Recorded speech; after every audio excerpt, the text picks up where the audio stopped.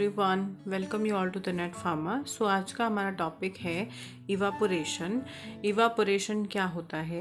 Basically evaporation जो process है वो क्या होता है, कौन कौन से फैक्टर्स होते हैं जो उसको अफेक्ट करते हैं और कौन कौन सी चीज़ें हैं जो बेसिकली इवापोरेशन के अंडर आती हैं, वो सब अभी हम आगे इस टॉपिक में पढ़ेंगे। सबसे पहले जो हमारा टॉपिक आता है दैट इज़ इवापोरेशन। इवापोरेशन क्या होता है? So evaporation, it is the process in which the liquid is converting into gas, vapor form by absorbing heat.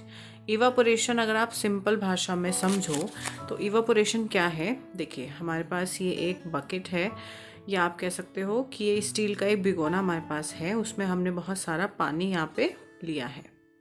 जब हम पानी को हीट करते हैं उसको हम हीट इस पानी को गर्म करेगी और ये पानी यानी कि लिक्विड जब वेपर्स की फॉर्म में उड़ने लगेगा, यानी कि हीट हुआ पानी और वो क्या हुआ, लिक्विड वेपर्स में कन्वर्ट हुआ और वो भाप बन के उड़ने लगा।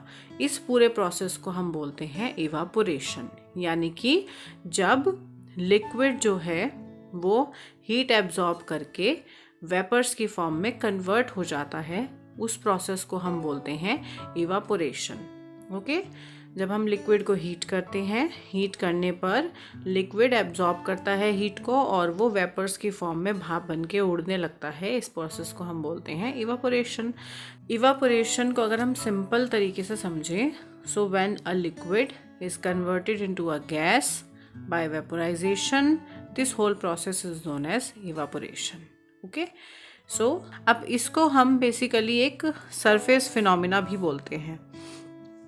जो इवापोरेशन टेक्निक है इसको आप बोलते हो सरफेस फिनोमिना।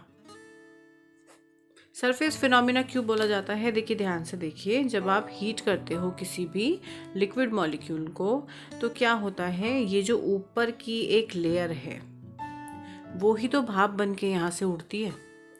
ठीक है, जब एक लिक्विड को हम यहाँ से हीट कर रहे हैं तो ये हीट यहाँ पर जाएगी और जो सबसे ऊपर की लेयर होगी वो वेपर्स की फॉर्म में ऐसे भाप बनेगी और वो निकल जाएगी।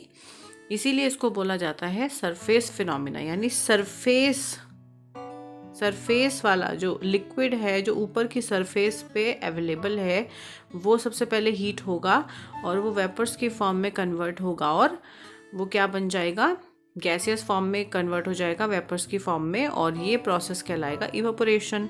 फिर क्या होगा, जैसे ही ये फर्स्ट लेयर है ये वेपर्स की फॉर्म में कन्वर्ट होके चली जाएगी, फिर जो सेकंड लेयर है इसके नीचे वाली लेयर है वो हीट को एब्जॉर्ब करेगी और वो भी वेपर्स की फॉर्म में कन्वर्ट होके ऐसे निकलती रहेगी। तो आपने देखा होगा जब आप वाटर बॉईल करते हो तो वो धीरे धीरे करके कम होने लगता है।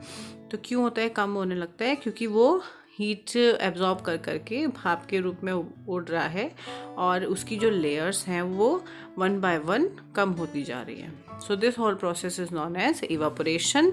यानी लिक्विड का गैस की फॉर्म में कन्वर्ट होना, इसको हम बोलेंगे वेपोराइजेशन, और लिक्विड का गैस के में कन्वर्ट होने के प्रोसेस को हम बोलेंगे इवापोरेशन। अब नेक्स्ट आते हैं हम बॉइलिंग पॉइंट पे। सी बॉइलिंग पॉइंट क्या है? The temperature at which a liquid starts to boil and liquid converts into vapour. अब सपोज हमने यहाँ पे देखा था कि बकेट में हमने पानी लिया तो पानी का जो बॉइलिंग पॉइंट होता है वो 100 डिग्री सेल्सियस होता है। 100 डिग्री सेल्सियस आप कैसे बता सकते हो? हम क्या करते हैं, जैसे हम पानी गर्म कर रहे थे ना, तो हम उसी के अंदर एक टेम्परेचर के लिए एक थर्मामीटर ऐड कर देते हैं।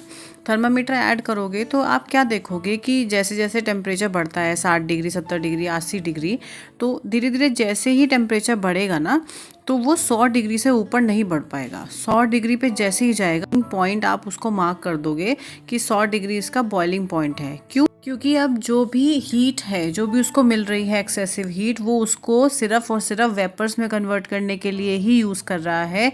और जिस टेम्परेचर पर उसका बॉइलिंग पॉइंट आया, यानी कि 100 डिग्री सेल्सियस पे उसका जो बॉइलिंग पॉइंट आया, उसके बाद अब उसका टेम्परेचर बढ़ेगा ही नहीं, वो उसी टेम्परेचर पे बस उसको वेपर्स बनाता रहेगा, तो उसको हम बोलेंगे बॉइलिंग पॉइंट।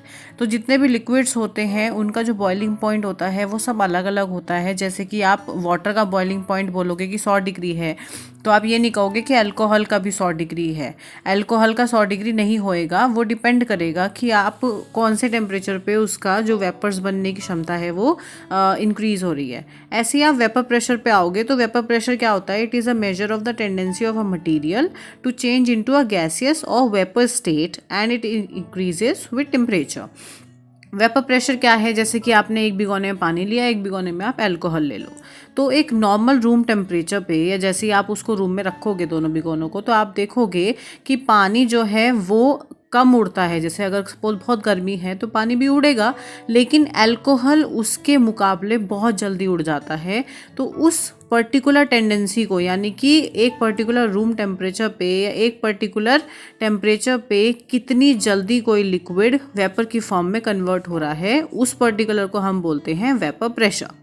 तो जितना ज़्यादा टेम्परेचर इंक्रीज़ करोगे उतना ज़्यादा वेपर प्रेशर इंक्रीज़ होगा। यानी कि नॉर्मल टेम्परेचर पे अगर पानी जो है वो नहीं उड़ पा रहा है, अल्कोहल जल्दी उड़ रहा है, तो जैसे ही आप उसकी टेम्परेचर इंक्रीज़ करोगे उतना ज़्यादा जल्दी वो वेपर्स की फॉर्म में कन्वर्ट होगा और उसकी वेपर प्रेशर बढ़ जाएगी। सो अल्कोहल की वेपर प्रेशर जो होती है वो ज़्यादा होती है as comparison to water at a room temperature. तो हम जैसे जैसे टेम्परेचर बढ़ाएंगे तो और जल्दी बढ़ेगी अल्कोहल की, और वाटर की भी वेपर प्रेशर बढ़नी स्टार्ट हो जाएगी। सो रूम टेम्परेचर पे, यानी एक नॉर्मल टेम्परेचर पे कितनी जल्दी कोई भी लिक्विड वेपर की फॉर्म में कन्वर्ट हो रहा है उसको हम बोलते हैं वेपर प्रेशर। टेम्परेचर बढ़ेगा, वेपर प्रेशर भी इंक्रीज होगी। सेम जैसे हम बॉइलिंग पॉइंट में बोल रहे थे कि जितना हर लिक्विड का वेपर प्रेशर अलग होता है as comparison to the other liquid.